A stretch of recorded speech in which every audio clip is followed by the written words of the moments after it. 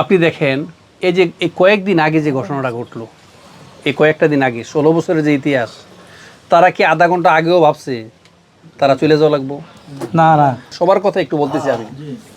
তো বুঝতে হবে এটা, আপনি যতই জুলুম করেন, যতই অত্যাচার করেন, যতই নির্যাতন করেন, যতই অনাচারের মতো আচরণ করেন, দুরাচারের মতো আচরণ করেন, একদিন না একদিন, পরকাল তো হিসাব পরকালে হবেই, এই দুনিয়াতে আপনি এই হিসাব দিয়ে শাস্তি পেয়ে ভোগ করে যেতে হবে।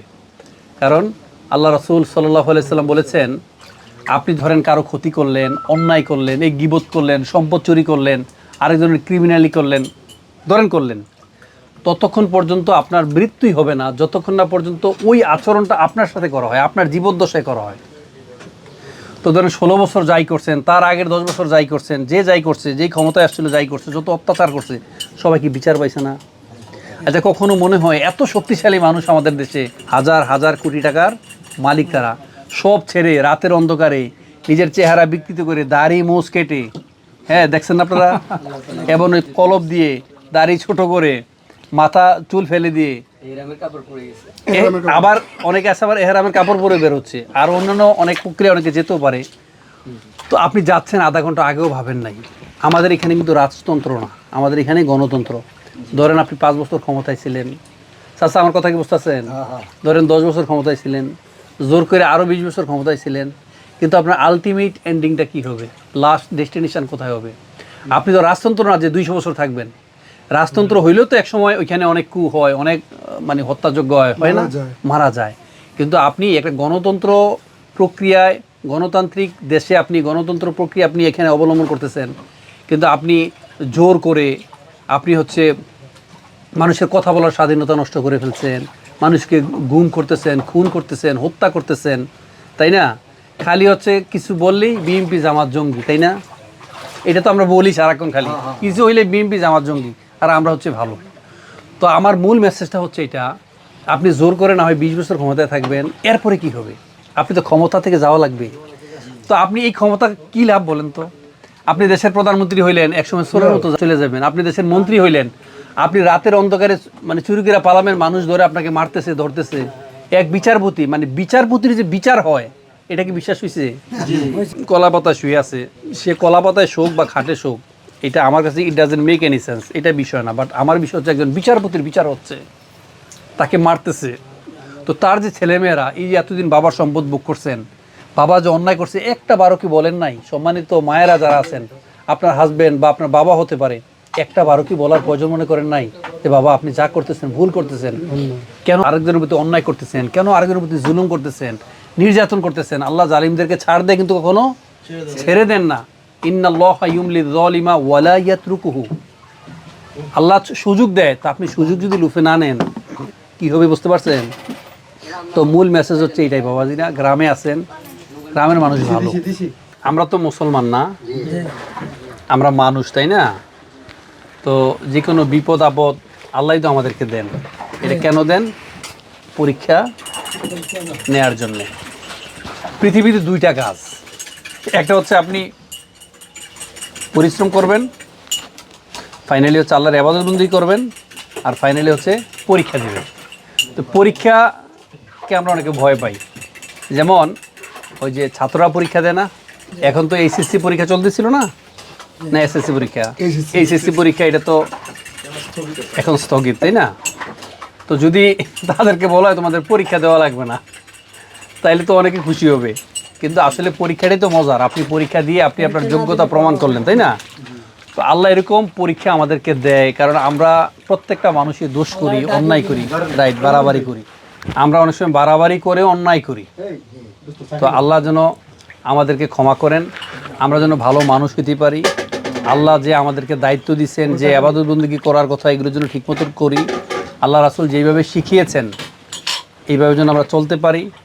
5 ওয়াক্ত নামাজ যেন জামাতের সাথে পড়তে পারি, হালাল হারাম যেন মেনে খাইতে পারি। সবচেয়ে ভয়াবহ যেটা, যেহেতু আমরাও গ্রামের ছেলে, আপনারাও গ্রামে যেটা সবচেয়ে বেশি হয়, এই গীবত চর্চা বেশি হয় দোকানপাটে। কি হয় সারাদিন? একটা টিভি, একটা চ্যানেল চালাই রাখে, ভারতীয় সিরিয়াল চলে, নাইলে খবর টবর চলে, টক শো চলে, আর গীবত শিখায় চলতেই থাকে সারাক্ষণ, গালাগালি, ক্রিমিনালি। এই বাড়িতে কে কারে কোন জায়গায় কী পরামর্শ দিবে। আরেকটা বিষয় হচ্ছে বিশেষ করে মানুষের জায়গা জমিন ঠেলা। আমার ভাষা কি বুঝতে পারছেন আপনারা? মানে আই কিন্তু আপনাকে মতো ভাষা ভারী নো, তারপরে একটু চেষ্টা করতেছি আর কি। তো এই যে আইল ঠেলে, জায়গা ঠেলে, মানুষের সীমানা ঠেলে আরেকজন জায়গা দখল করে, তাই না?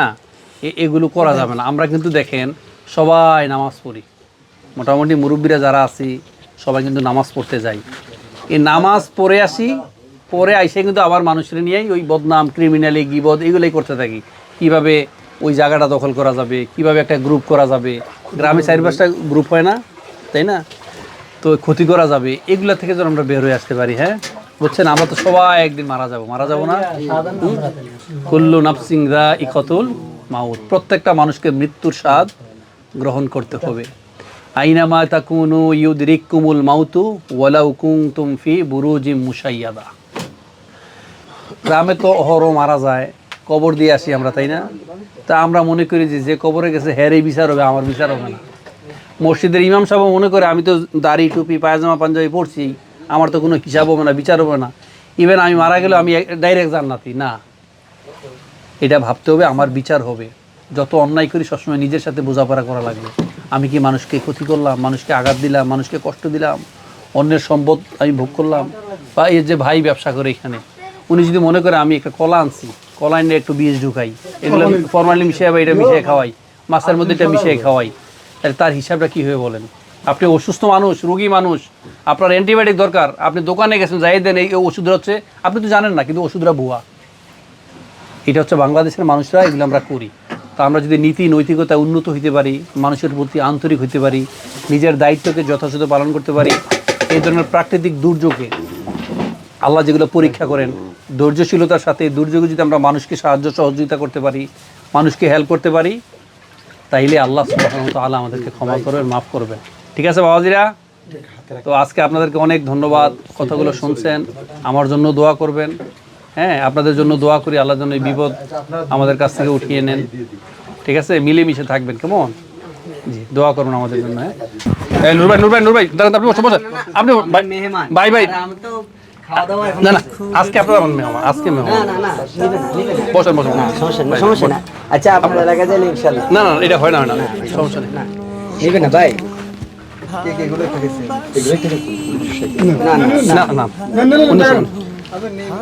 না ভাই আচ্ছা সমস্যা আমরা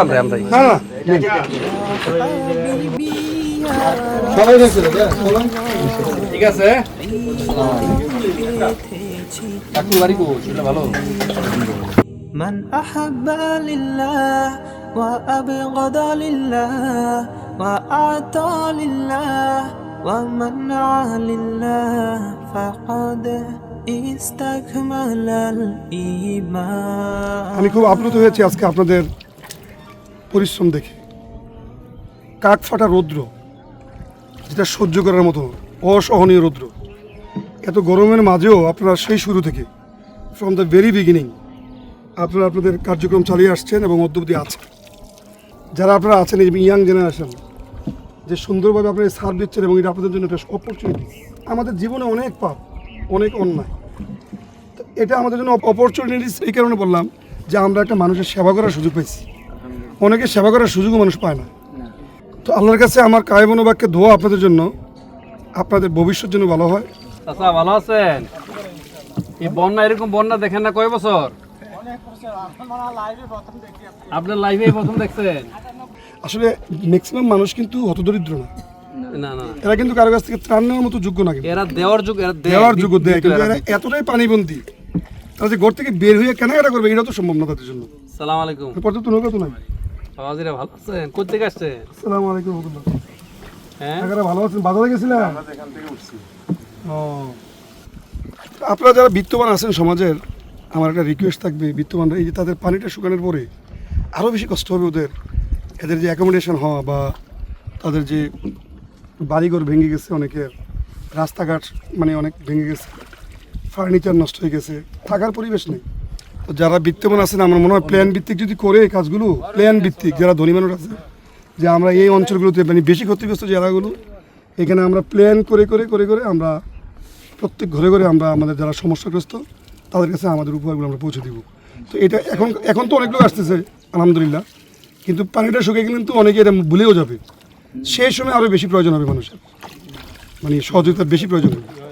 তো বিত্তবানদের প্রতি আমার আহ্বান থাকবে আর কি, যে যার যেরকম সুযোগ আছে প্রত্যেকের অঙ্গন থেকে আপনারা পরবর্তী যে স্টেপগুলো এগুলো নেওয়ার চেষ্টা করবেন। Rose TV 24. Enjoy by listening to the Holy Quran.